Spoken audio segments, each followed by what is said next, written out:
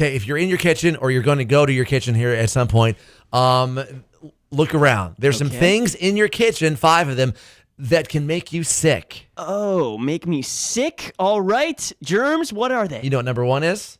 Is it food? No, the sponge. Oh, yeah. Think about it. If you wash your dishes over and over with a sponge, yeah, the same sponge that's full of germs, full and of bacteria, that probably goes the same with like the dish rag. In fact, kitchen sponges harbor 150 times more bacteria and mold and yeast than a toothbrush holder.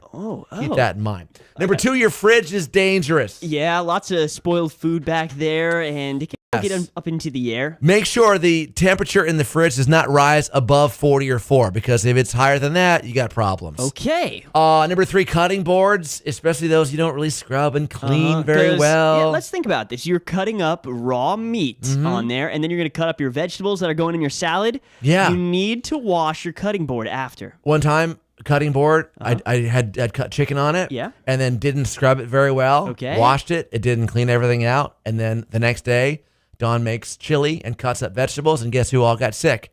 Everyone. Yes. Number 4, uncooked eggs. Watch out for those. Oh, yeah. Yes. Yeah. Even though you may think, oh, well, Rocky drinks raw eggs. I can too. Not a good idea. Yeah, I did once for a dare, and I ended up by the toilet for 24 hours. Yeah. And lastly, recalled items.